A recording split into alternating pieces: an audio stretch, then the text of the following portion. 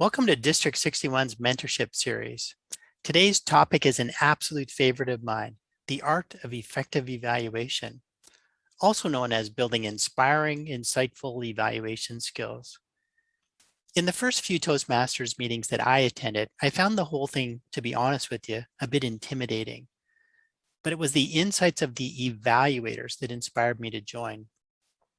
I was wowed by those helpful, eye-opening comments that gave the speaker an understanding of how to develop their skills and to get to the next level.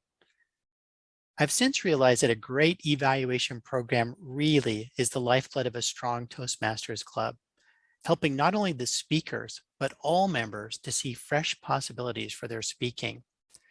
It's also essential to club quality and inspires guests to become members, and at the same time, evaluators are building their understanding of strong speaking skills and techniques while sharpening their own analytical skills. Strong evaluators give the speaker an insightful, positive guide for speech improvement and give the speaker clear next steps for building their skills. Remember, an evaluation is not a critique. Its sole purpose is to nourish the speaker's confidence and show them how to develop and advance their speaking skills at any level. The goals of this session are to show you how to build your abilities and insights in the evaluation practice and to give you the clarity to explain it to other members of your club. It's also a way to help you to build your understanding of speaking skills and techniques that will in turn make your own training and public speaking experience more rewarding. Now, the most important first tip is to make sure that your club always fills their speaking spots, because no speeches means no evaluations. It's vital for new members and guests to see speakers and evaluators in action every week. If your club struggles here, I recommend experienced members re-deliver some of their old speeches. At least that way, members and guests are being inspired by how the whole program works and are consistently building their understanding each meeting, even if only by listening and observing. New members to the program get introduced to the evaluation role in a big way in Project 2 of the First Pathways level, the Evaluation and Feedback Project. Now, I think this whole project is quite ingenious. The project structure is the speaker delivers a speech and has it evaluated. Then the speaker evolves the speech using the evaluation points from the first version of it and gives the speech a second time. This is such a great way to learn how to work with feedback. Giving a speech multiple times and incorporating evaluation insights is a terrific way to learn speaking techniques and to build your skills. And the last part of the project has the member give an evaluation of another speaker for the first time. This is a clever recent change to the Toastmasters program, as it gets new members to dive into the evaluator role early in their skills development and step out of that comfort zone a little bit. Which leads me to important tip number 2. One very helpful source of evaluation information is the e-learning for the Evaluation and Feedback Project. You'll want to spend some time here going through each of these helpful online points. The e-learning component is pretty straightforward, and it only takes about 20 to 25 minutes for each project to do. This one in particular covers tips for working with feedback, tips for being an effective evaluator, which competencies you'll learn in the project, and that kind of thing in quick, easy to read pages like this one. There's also an interesting video somewhere in the middle that takes you through the common challenges an evaluator will face. It's well worth watching, and it doesn't take too long. The new member also gets introduced to the standard evaluation form, which is important to become familiar with.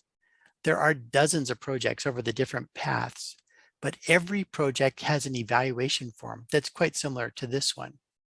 So let's take a quick tour. It's also important to know first that the Toastmasters program is structured so that every project is built on the learnings of the previous projects. To get the most from the program, the speaker needs to understand and follow the defined purpose of the project. Now, this isn't too complicated and is more of an awareness thing. It's also very important too that the evaluator evaluate the speech according to that purpose of the project, which is clearly defined on the form. The evaluator should comment on how well the speaker met the project purpose or give tips on how they could. It's quite helpful also for the evaluator to read the speech purpose and the notes for evaluators in advance and consider possible ideas and tips. For the general comment section at the bottom, which covers, here's what you excelled at, here's what you may want to work on, and to challenge yourself, all should be written in the context of the project purpose. This will help you to focus the comments as an evaluator. For example, if the project is about storytelling, limit these comments to storytelling related strengths and possible tips and storytelling related challenges for the speaker to build those particular skills. The next part of the form covers the fundamentals of public speaking. Now, the value of this page is not to be underestimated. These are the fundamentals that every speaker practices and develops no matter what level they're at. Every Toastmaster is working to build their range and possibilities in each of these aspects of speaking. So helpful comments in these areas will make a big difference. One caveat though, I'm not particularly fond of the numbering system here, as I think a low number could be demotivating to newer members or to the anxious speaker. Instead, I let the new speaker know this is the number I'm using to highlight your strengths, and this is the number I'm using to point out areas where I feel that you have opportunities to grow your skills. Next, let's take a look at how to dive into the evaluator role if you're just starting out. Now, many of us found it quite intimidating at first, but there are ways to learn and to practice before actually giving a formal evaluation. First, you can practice evaluations on all club speakers. Just think, if I was evaluating today, what would my key points be? What were the speaker's strengths? And what are my thoughts on what would be the most helpful idea for the speaker to improve? You can even discuss your points with mentors or senior club members. Now, this is a great way to build those skills. Next, when you do start evaluating, evaluate speakers that you're already familiar with. This will help you think about points and ideas even before the speech, as you'll be familiar with their tendencies and their strong points already. Also, try to connect with the speaker before they speak, either by email or before the meeting, and find out what skills they're trying to build. This will help you look for those points and address them. I think the biggest concern of first-time evaluators is that you'll get up and not have anything meaningful to say. But if you follow these 3 points, believe me, you'll have plenty to talk about. Another very helpful tip is to use a set structure to deliver your evaluation and to focus on priority points only.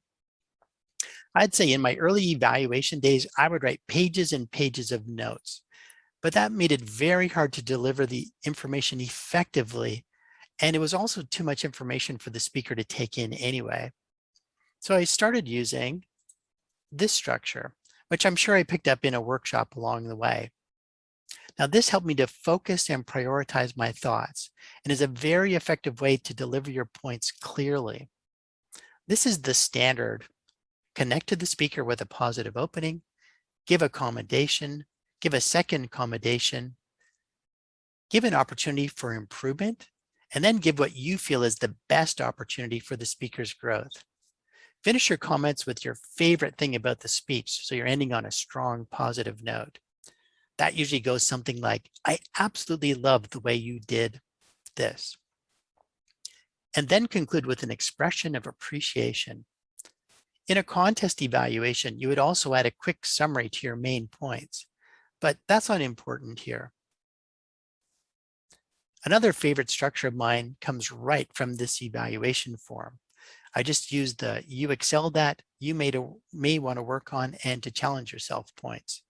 So it looks something like this. Connect to the speaker, tell them what you felt they excelled at, Give them your thoughts on interesting opportunities to build their skills. Then cover one compelling stretch challenge around the most significant opportunity to learn and grow as you see it. Then finish with an expression of appreciation. Now, I would use this type of evaluation on an experienced speaker as it's weighted more towards growth points. And the last tip I can give you is to create a good-natured, supportive manner when you deliver your evaluation. Remember, your sole purpose here is to be helpful to the speaker. And a good-natured delivery is the best way to connect your points with their possibilities. To that end, focus on positive and personal I phrases. These express your points as personal opinion in a helpful tone. For example, I was really impressed with, or I loved this about your speech, or I would recommend trying.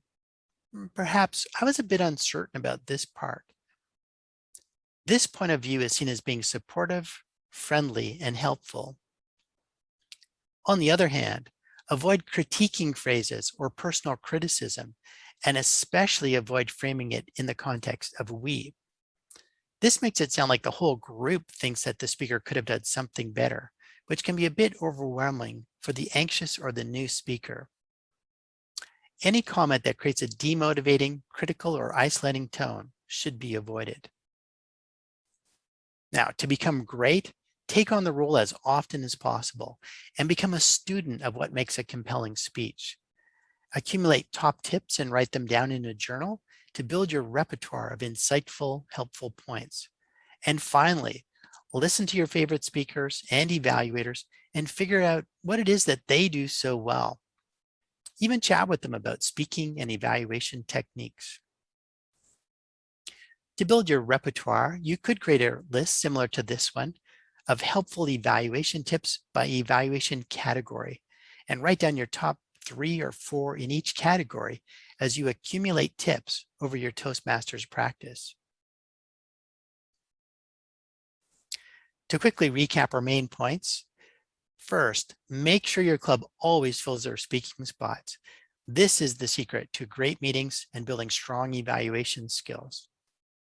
Next, do the evaluation e-learning in pathways, as there are some helpful gems in there. Next, practice a set structure to deliver your evaluations in a clear and focused way. Then, learn to be supportive and good-natured in your evaluation tone. And finally, continually write down and build your repertoire of brilliant, actionable tips by evaluation category. Good luck and enjoy the learning. And don't forget, one secret to being a strong speaker is to learn how to be an insightful evaluator.